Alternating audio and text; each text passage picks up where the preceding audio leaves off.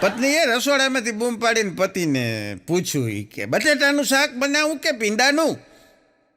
એટલે પતિએ બેઠા બેઠા સોફામાં બેઠા બેઠા કીધું કે ભીંડાનું બનાવો, સરસ મજાનું, કે ભરેલા ભીંડાનું. તે પત્ની કે મેં તો બટેટાનું બનાવી નાખ્યું છે. તો બોલો કે તો શું કામ મને પૂછે છો? એ કે આ તો આપણે લગ્ન વખતે કીધું હતું કે તમારે બધા કામ પતિને પૂછીને કરવા. કે પછી કરો ન કરો એ 2 નંબરની વાત છે, પૂછવું એટલે ખાલી તમને પૂછવું નથી. લગ્નમાં એ કે પતિ ફરિયાદ કરતો હતી કે તે લગ્ન વખતે એ કે કીધું તું 7 વચનમાં ફેરા વખતે કે હું તમારું માન સન્માન જાળવીશ ને હું તમારી ખૂબ ઇજ્જત કરીશ ને હું તમે કહો એમ કરીશ ને કરતી તો કાંઈ નથી કે હામી થાશો. તો ઓલા બેન કે તો આટલા બધા માણસોની વચ્ચે મારે હું તમારી સામે દલીલ કરવી? ત્યાં તો એ કે કેવું પડે મારે. બોલો. પણ ખરેખર છે ભારતીય મહિલાઓ છે ને ગજબ ટેલેન્ટ છે એનામાં. વાસણ સાફ કરતા કરતા સિરિયલના અવાજ ઉપરથી કહી દે ઘડિયાળમાં કેટલા વાગ્યા. અનુપમાનો અવાજ આવે ને એટલે આને ખબર પડી જાય 9 વાગ્યા.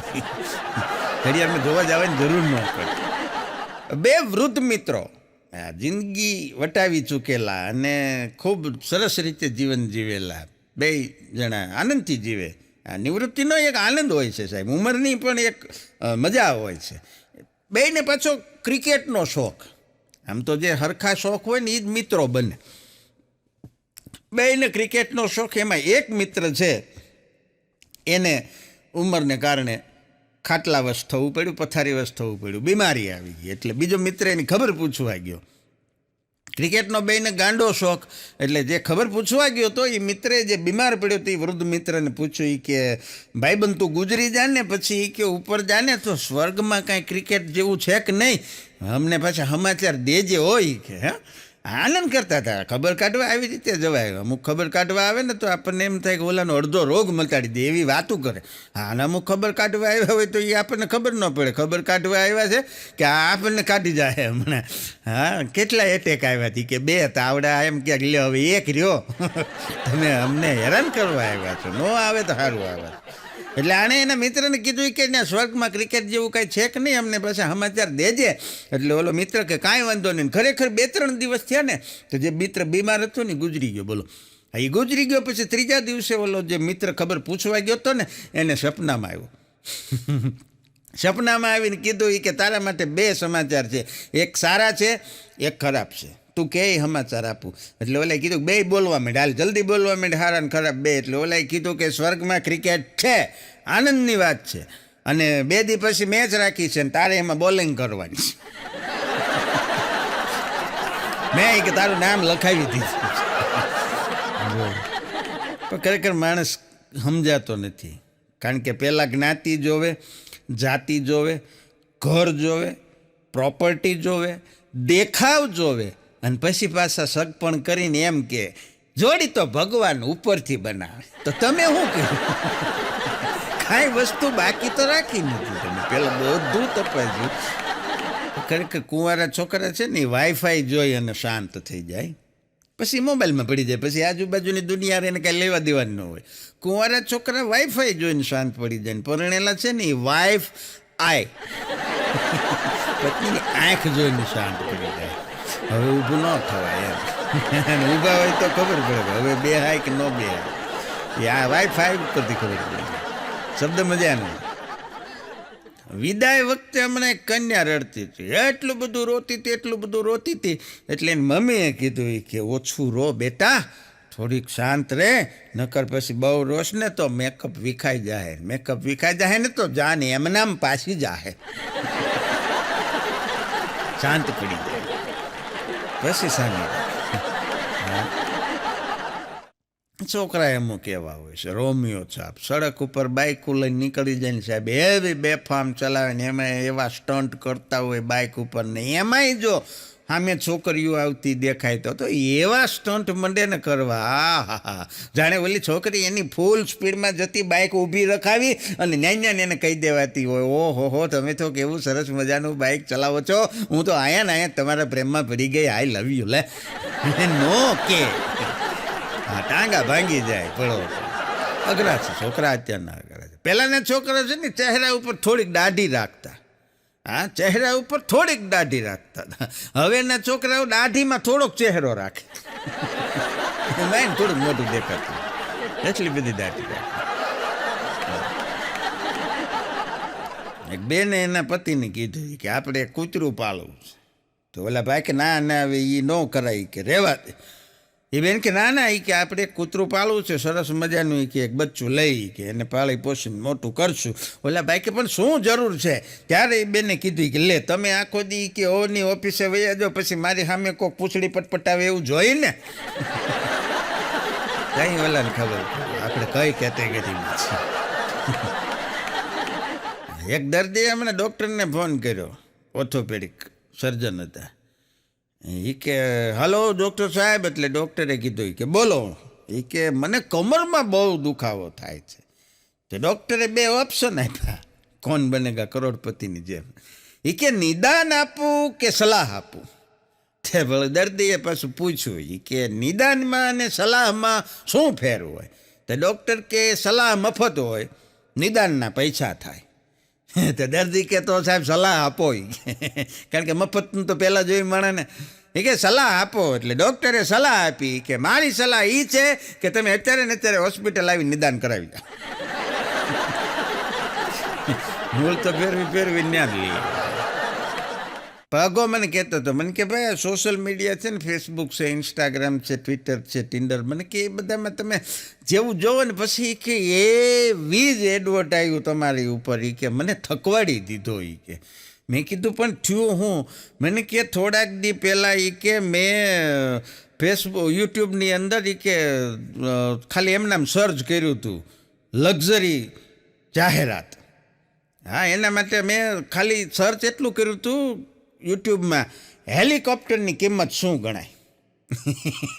મેં આવું સર્ચ કર્યું હતું. પછી મને કે ભાઈ લક્ઝરી જાહેરાતો, એવી જાહેરાતોનો મારી ઉપર કે એ લોકોએ મારો ચલાવ્યો કે વાત પૂછો. મેં કીધું કેવી? મને કે સીધી એવી જ જાહેરાત આવે, એ કે ચાલો તમારા ફેમિલી સાથે દુબઈના પ્રવાસે, બુર્જ ખલીફા 4 દિવસ 5 નાઇટ, ઇજિપ્તના પિરામિડો તમારી રાહ જોવે છે, તમારી પત્નીને આપો ડાયમંડનો સરસ મજાનો હાર.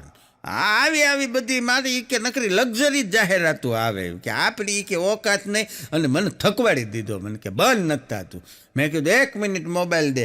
પછી મેં એની અંદર સર્ચ કર્યું, તૂટેલા ચંપલને રિપેર કેવી રીતે કરાય. આ બાજુ જાહેરાત બદલાઈ ગઈ. એક જ જાહેરાત આવી, એ કે ચંપલનો સેલ 70 રૂપિયામાં 1 જોડી, સાથે 5 રૂપિયાનું કેશબેક. ચેન્જ થઈ જાય, તરત ચેન્જ થઈ જાય. જેવું તમે વિચારો એવું થવાય જીવનમાં. Moral of the story. હા, જે તમે વિચારો, એક વખત તમે એક વસ્તુ સર્ચ કરો તો એને ખબર પડી જાય કે આ માણસને આવું ગમે છે, એટલે તમને એ જ આપે છે. એટલે કહેવાનો મારો અર્થ એ છે કે જીવનમાં હકારાત્મકતાને કોઈ દી છોડવી નહીં. હા, પોઝિટિવિટી છે ને જીવનમાં બહુ કામ લાગે છે સાહેબ. એક નાનકડી એવી વાત કરી દો, વચ્ચે મજા આવશે હાસ્યની સાથે સાથે. આ જૂના જમાનામાં એક રાજા અને રાજાને અંગત મંત્રીને રાજાને બેને તુમને લાગી મુમનાને મુમને લાગી તું, બેને બહુ સારો સ્નેહ. પણ મંત્રી છે ને એટલો બધો હકારાત્મક માણસ, જીવનમાં એટલી બધી પોઝિટિવિટી એનામાં ભણેલી કે કાંઈ પણ બાબત બને ને કે હશે સારું થયું, બહુ સારું થયું, આ જ વાત. એટલે રાજાને એમ થયું કે બધી વાતમાં બહુ સારું થયું, આવું થોડું હોય. એક દી રાજા છે ને એ આમ તલવાર સાફ કરતા હતા, તલવાર સાફ કરતાં તલવાર હાથમાંથી છટકીને રાજાની પગની એક આંગળી કપાઈ ગઈ. મંત્રી કે બહુ સારું થયું. રાજાને મગજ છટક્યો, આમાં સારું થયું, મારી આંગળી કપાઈ ગઈ. એ કે હા સારું થયું. અને પછી રાજાનું મગજ છટક્યો, એ કે મંત્રીને જેલમાં પૂરી દો. જેલમાં પૂરી દીધો ને તોય ઓલો કે બહુ સારું થયું. ઓલા કે આનું છટકી ગયો લાગે, એને જેલમાં પૂરી દીધો.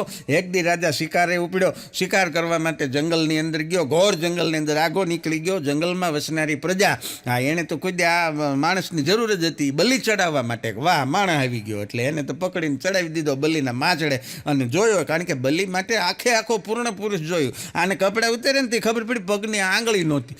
એટલે ઓલા બધા ના પાડી કે આ તો પૂર્ણ ન કહેવાય, કે આને છોડી મૂકો. એને છોડી મૂક્યો, એકલો ભૂલો ઢગલો પડી ગયો તો સેના એક બાજુ વહી ગઈ, રાજાને છોડી મૂક્યો તો વળી પાછો આવ્યો અને એમ થયું કે હાશ બચી ગયો. અને આવ્યો ને ત્યારે એને એમ થયું કે વાહ કામ થઈ ગયું. કારણ કે જો જીવનમાં હકારાત્મકતા કેટલી કામ કરે છે. એણે મંત્રીને કીધું કે આવી મારી યાર ઘટના બની, મંત્રીને છોડી મૂક્યો. એ કે તેથી દાંત કાઢ્યા ને એમાં સારું થયું. એ કે શું કામ સારું થયું? કે મારી પગની આંગળી કપાઈ ગઈ હતી ને એટલે એ કે હું ત્યાંથી બચી ગયો, પૂર્ણ નહોતો એટલે. તે મંત્રીએ કીધું હું એટલે જ કહેતો હતો બહુ સારું થયું. એ કે મારી યારે તો સારું થયું, આંગળી કપાઈ ગઈ હતી એટલે હું બચી ગયો, પણ તું તો 3 મહિનાથી જેલમાં હતો, તારે શું સારું થયું? એ કે હું જેલમાં હતો.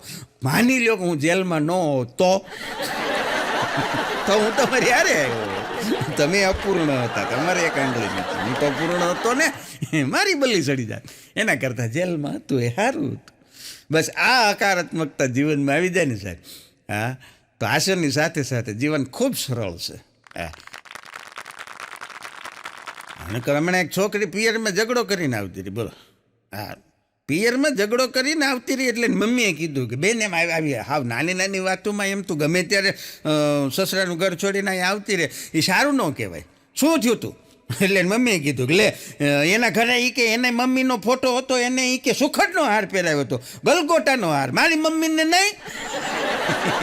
અને મમ્મીને કહ્યું કે આને મારું શું કર્યું? ઓલાની મમ્મી તો ગુજરી ગઈ છે એટલે એને હાર પહેરાવ્યો હતો ગલગોટાનો. પણ ખરેખર જો તમે અજાણતા કોઈ દિવાલની સાથે ભટકાવ, અજાણતા તમને ખબર ન રહીને કોઈ દિવાલની સાથે ભટકાવ અને તમારા નાકને જો કાંઈ ઈજા ન થાય તો સમજી લેવાનું કે તમારું પેટ બહાર વધી ગયું. કારણ કે એ પહેલાં રોકાઈ જાય, નાક અડવા જ ન થાય, એરબેગ કહેવાય, નાકને ઈજા ન થવા દે. એક જણો કહેતો હતો એ કે હમણાં થોડાક દીમાં વેલેન્ટાઇન ડે આવશે. મેં કીધું તો? મને કે મારે વેલેન્ટાઇન ડેને એટલી જ નિસ્બત છે, મારે અને વેલેન્ટાઇન ડેને એટલી જ નિસ્બત છે જેટલી ઇંગ્લેન્ડવાળા નાક પાછળ મારે. એને કાંઈ લેવા દેવાની, મારે એ કે કાંઈ લેવા દેવા નહીં, એની વાત કરતો.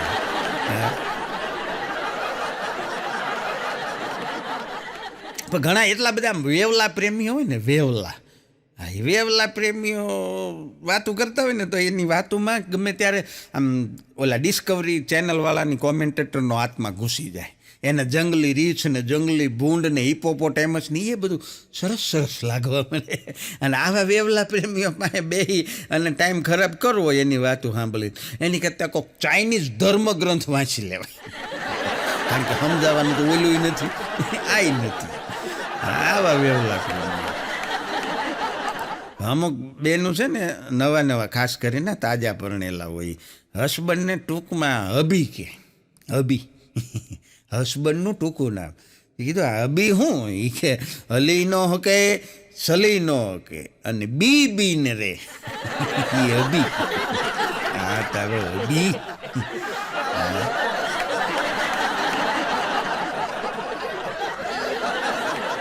પણ એક જણાએ હમણાં રેલવે સ્ટેશનમાં સ્ટેશન માસ્ટરને પૂછ્યું, બોલો, જો અમુક જગ્યાએ પૂછવાનું પૂછામણ થાય, અમુક વસ્તુ પૂછાય, અમુક પૂછાય જ નહીં. હા, ડાયરેક્ટ જીકી દેવાનું હોય. એણે રેલવે સ્ટેશને સ્ટેશન માસ્ટરને પૂછ્યું, એ કે સાહેબ શું હું અહીંયા સિગારેટ પી શકું? તો સ્ટેશન માસ્ટર કે નહીં, આ તો ધૂમ્રપાન ન કરાય, વર્જિત વિસ્તાર છે, અહીંયા ધૂમ્રપાન ન ચાલે, ન પીવાય. તો ઓલો પાછો સ્ટેશન માસ્ટરને કે સાહેબ અહીંયા જોવો તો ખરી, સિગારેટના એટલા બધા ઠૂઠા પડ્યા છે. એ કોકે પીધી હશે તો ને? ત્યારે સ્ટેશન માસ્ટરે કીધું એ એના છે જેણે મને પૂછ્યું નથી. તે મને પૂછ્યું એટલે તે ના, અમુક પૂછાય અમુક ન પૂછાય. ના, બહુ સારું છે. આ સિગરેટની વાત આવી ને તો મને યાદ આવ્યું, આ ગુટકાવાળાએ વિમલ બનાવ્યા. ગુટકાવાળાએ વિમલ બનાવ્યા કારણ કે એમાં કેસર હોય. ગરીબ માણસ બિચારા કેસર નકર ખાય જ ન હોય, મોંઘવારી કેટલી. આ તો વિમલમાં કેસર આવી જાય એટલે બધાને મળી જાય, પૂરતું પોષણ. એક બેન એના પતિને પૂછતા હતા, એ કે હું કેવી લાગુ છું? ઓલા ભાઈ કે બહુ સારી. એ કે એમ નહીં, કે કેવી લાગુ છું સાચું કયો? એ કે કીધું તો ખરી બહુ સારું, મને એમ થાય કે હજી તારી જેવી બીજી એક લઈ આવું. પછી શું થયું એ કાંઈ કહેવાની જરૂર નથી. નહીં કે મને કહો તો ખરી, કે ત્યારે ભાઈ કીધું એ કે તું છે ને મારા માટે ભગવાન સમાન છે. એ બેન કે ભગવાન કે આમાં વચ્ચે આવ્યા? એ કે ભગવાને મારું કાંઈ સાંભળતો નથી, તું એ કાંઈ સાંભળતી નથી.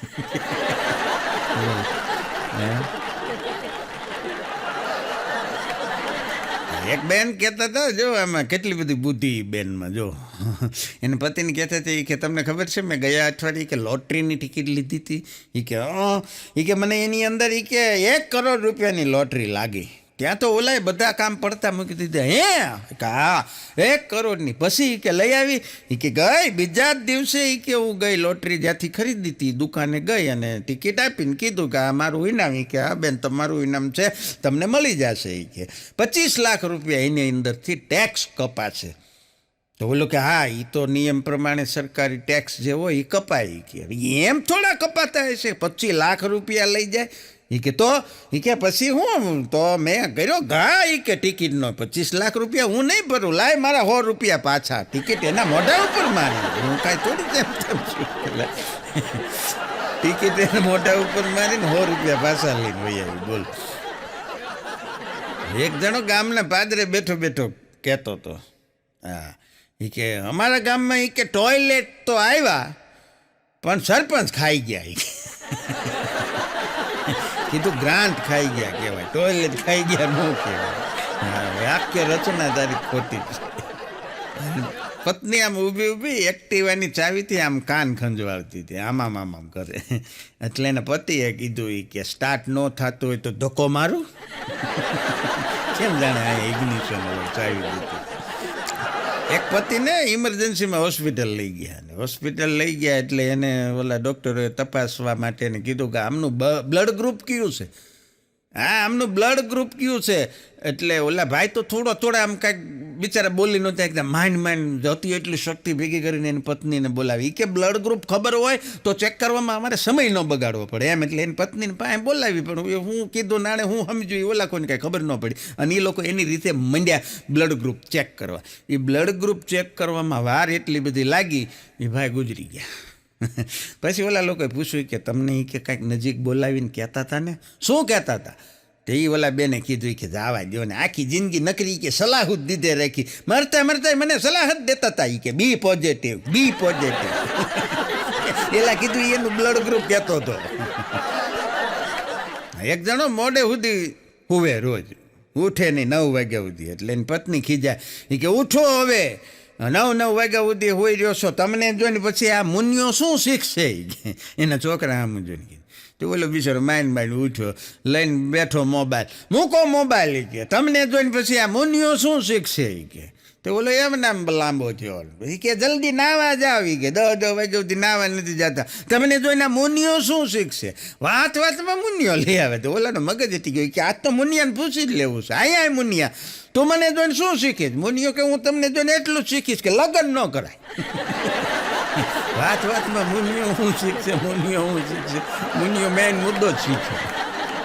એક માણસ ગુજરી ગયો એટલે એનો મિત્ર આવ્યો, અને હજી તો ઓલાને બધી બાકી હતી. ત્યાં જઈને એની વિધવા પત્ની પાસે જઈને કીધું, એ કે શું હું એનું સ્થાન લઈ શકું? તે ઓલા બે નહીં કીધું. એ કે મને વાંધો નથી, કબ્રસ્તાનવાળાને જો કાંઈ વાંધો ન હોય તો મને કાંઈ વાંધો નથી. ઓલો જીવનમાં કહેતો હતો. બહુ મજા આવે એવી વાત, આ નાની એવી વાત. એક જણાએ જ્યોતિષને હાથ બતાવ્યો. કે જોવો તો મહારાજ આમાં શું છે, કે મારા જીવનની રેખાઓ શું કહે છે. તો જ્યોતિષે કીધું એ કે ફટ રે ભૂંડા, તારે જન્મ જ નહોતો લેવાનો, તું અહીંયા આવ્યો જ ખોટો હોય. હા ધરતી ઉપર આવવાની જરૂર જ નથી, કે તે ધક્કો ખોટો ખાધો. પણ નાની એવી વાત સાહેબ. હૃદયના ઓપરેશન હોય ને એને બાયપાસ કહે છે. હૃદયના ઓપરેશન હોય ને એને બાયપાસ કહેવાય. તો કોકે કીધું એ કે બાયપાસ શું કામ કહેવાય? એ કે જો ઓપરેશન બરાબર થઈ જાય તો પાસ, ડૉક્ટરને દર્દી બે ન થાય તો પછી બાય. હા નથી હમણાં એક સોસાયટીમાં બે મિત્રો હતા, બાજુમાં રહેતા હતા ને રાત્રે વાળું પાણી કરીને જમ્યા પછીની જમાવટ એમ બધા બેહે થોડું ઘણું. એમાંય શિયાળો હોય તો બેહવાની બહુ મજા આવે, કારણ કે તાપણું કર્યું હોય. હા, કારણ કે આવી સરસ આવો સમય છે, એમાં તો કોઈક લાગણીમાં કોઈક આપણું જોઈએ ને કડકડતી ઠંડી હોય તો થોડુંક તાપણું જોઈએ. એટલે બધા બેહે અને થોડીક વાતું ચીતું કરે, હળવા થાય, પછી હોન કરે જઈને હોન હોઈ જવાનું હોય. લગભગ સોસાયટીઓમાં આવું બનતું હોય. એટલે એ બે મિત્રો પછી બે બહાર બેસવા માટે જતા હતા. બે પાછા હોન ઘરેથી ખુરશી લઈને આવ્યો બેહવા માટે. આમાં બધું વણ લખ્યા અમુક નિયમો હોય. શેરીના નાકે બેહવાનું હોય, પણ ખુરશી બધાને પોતપોતાને ઘરેથી લાવવાની. એટલે એ બે જણા મિત્રો નીકળ્યા ને એટલે એણે બેની પત્નીઓને પણ કીધું કે હાલો તમે બેહવા. બાયુને કીધું. એટલે બાયુએ કીધું ના અમારે એ કે વાસણ સાફ કરવાના છે. હા, વાસણ ઉટકવાના બાકી છે, તમે જાઓ. એટલે એ બે મિત્રો ગયા. સાહેબ તાપણું કર્યું, બેઠા. ઠંડી કે મારું કામ, એવી સખત ઠંડી. અને તાપણું કરતાં કરતાં એક જણો આમ વિચારે ચડી ગયો. એટલે બીજાએ પૂછ્યું મોટા શું વિચારે છો? એટલે ઓલાએ કીધું કે હું એ વિચારું છું કે આવી કડકડતી ઠંડીમાં જે બાયું વાસણ ધોઈ નાખે, કપડાં ધોઈ નાખે, એ મોટા ક્યારેક આપણને ધોઈ નાખે હોય. બોલો, એની એ ચિંતા થતી હતી કે આવી ઠંડીમાં આવું બધું કરીએ કે આ ન થાય. કીધું થાય, ધ્યાન રાખ. પણ બહુ સરસ યુગ છે સાહેબ, સરસ સમય છે, જીવી જવા જેવું. હા, અને એના માટે એક સરસ શાયરી છે કે સપનું નહીં પણ રાત બદલાય છે. સપનું નહીં પણ રાત બદલાય છે, મંજિલ નહીં પણ રાહ બદલાય છે. મંજિલ નહીં પણ રાહ બદલાય છે. અને ધ્યાન રાખજો, થોડીક ધીરજ રાખજો, થોડીક શ્રદ્ધા રાખજો, કારણ કે કિસ્મત બદલાય કે ન બદલાય, સમય જરૂર બદલાય છે સાહેબ. હા, સમય બહુ મહત્ત્વની વસ્તુ છે, બધાનો આવે. ભગવાન દરેકને આપે છે સમય. હા, કોઈને વહેલો, કોઈને મોડો, પણ સમય આવે ખરો. પણ સમય આવે ત્યારે માણસે સમજી, અને જો ભગવાને સારો સમય આપ્યો હોય તો મહત્ત્વની વાત એ છે કે કોકનું ધ્યાન રખાય. હા, કોઈને ધ્યાનમાં ન રખાય. ધ્યાન રખાય. મજાનું. પતિ પત્ની બેઠા હતા, હળવો આમ રોમેન્ટિક મૂડ, સરસ મજાનું વાતાવરણ, આહલાદક. આકાશમાં કાળા ડિબાંગ વાદળા, વરસાદના ધીરા ધીરા ઠમ ફોરા પડે. બાજુમાં સરસ મજાનો ચાનો કપ, ચાના કપમાંથી સરસ મજાની ધૂમ્ર શેર ઉઠી છે. અને એવા સરસ મજાના રોમેન્ટિક વાતાવરણની અંદર પત્નીએ પતિને હળવેકથી એટલું પૂછ્યું, તમે મને છોડી તો નહીં દો ને? એટલે પતિએ કીધું કે ના રે ગાંડી. એ કે એમ નહીં, કદાચ હું બીમાર પડી જાઉં તો? એ કે ના રે ના. એ કે હું બહુ જાડી થઈ જાઉં તો? એ કે ના રે ના. એ કે હું ગાંડી થઈ જાઉં તો? એ કે હજી સુધી છોડી. સમજાણું નહીં બેન કે શું કહેવા માંગે છે. એક જણો હમણાં વકીલ પાસે ગયો. વકીલને જઈને કીધું, બહુ જાણીતા વકીલ હતા. એ કે સાહેબ મેં એવું સાંભળ્યું છે કે તમે 2 સવાલ પૂછવાના 500 રૂપિયા લ્યો છો.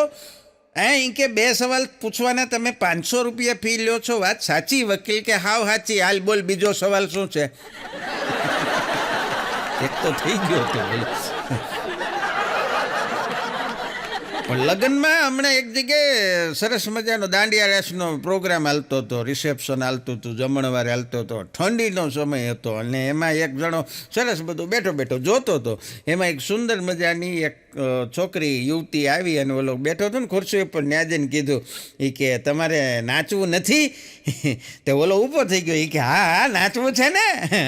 તે ઓલા કે જાઓ નાચો, ઊભો છો ને. તે આણે ખુરશી લઈ લીધી. બોલ, મૂળી ખુરશી લેવા. આને પૂછ્યું ને કે તમારે નાચવું નથી, ત્યાં તો ઓલું ઓગળી ગયો, ડોલમાં ભરવો પડે. તો એ ખુરશી લઈને વહી ગયો. હમણાં એક બેન એના બાજુવાળા બેનને કહેતા હતા કે બેન તમારી દીકરીની સગાઈ કરી 1.5-2 વર્ષ થઈ જાય, કે હવે લગ્ન નથી કરવાના? અને ત્યારે બેને કીધું કે બેન લગ્ન તો કરવાના છે, અમે મુહૂર્ત જોવડાવી છીએ, સારી સારી તારીખો લઈને અમે આપી છીએ, પણ એકચ્યુઅલી તકલીફ એવી છે કે છોકરો છે ને એ વકીલ છે. જે તારીખ આપી ને એટલે બીજી તારીખ માગે. જે તારીખ આપી બીજી તારીખ માગે. કે આ નહીં, તારીખ પે તારીખ.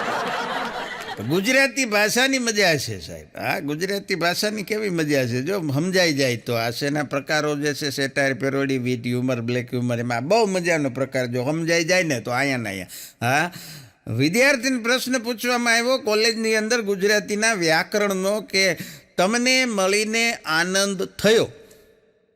તમને મળીને આનંદ થયો આ વાક્ય કોણ કોને કહે છે? એક વિદ્યાર્થીએ કીધું, સાહેબ આ વાક્ય આનંદની મમ્મી આનંદના પપ્પાને કહે છે. તમને મળી આનંદ થયો. આનંદ નામનો છોકરો. હમણાં એક છોકરી કહેતી હતી, આ ગુજરાતી ભાષાની જ મજા છે. એ કે હું મારા પપ્પાની પરી છું. એ કે હું મારા પપ્પાની પરી છું. તે છોકરો કે હું મારા પપ્પાનો પારો છું. તે ઓલી છોકરી કે પારો? વોટ ડુ યુ મીન પારો શું? એ કે પારો, જ્યારે મારા પપ્પા મને જોવે ને એટલે એના મગજનો પારો છટકે એમ પારો. હું પરી તો હું પારો. પત્નીએ પતિને કીધું કે આજે તો તમારે મને છે ને કે આઈ લવ યુ કહેવું જ પડશે. કે આજે તો તમારે મને આઈ લવ યુ કહેવું જ પડશે. આજે તો તમે મને આઈ લવ યુ નહીં કહો તો હું રોટલી નહીં ખાઉં. બોલો કે નથી કહેવું, જા. એ કે તો કાંઈ નહીં, હું ભાખરી ખાઈ લઈશ. ખાઈ લઈને કીધું બની જે ખાવું જોઈએ. હમણાં ઉત્તરાયણ આવે, 14મી જાન્યુઆરી, આપણો સરસ મજાનો તહેવાર. અને ઉત્તરાયણમાં એક ભાઈ સરસ, 2 જણા પતિ પત્ની અગાસી ઉપર પતંગ ચગાવતા હતા. એમાં એક સ્થિર પતંગ આવ્યો. હા, એમ નામ.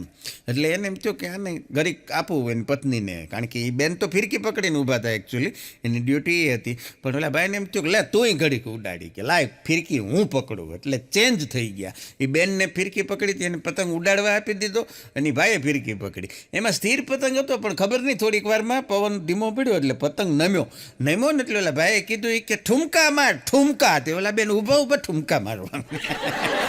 એ નહીં કીધું આમ હાથેથી. સમજે નહીં એનું શું કર્યું. પણ ઉત્તરાયણમાં ગુજરાતી ભાષાની પાછી મજા છે. શબ્દો સમજે જાય તો.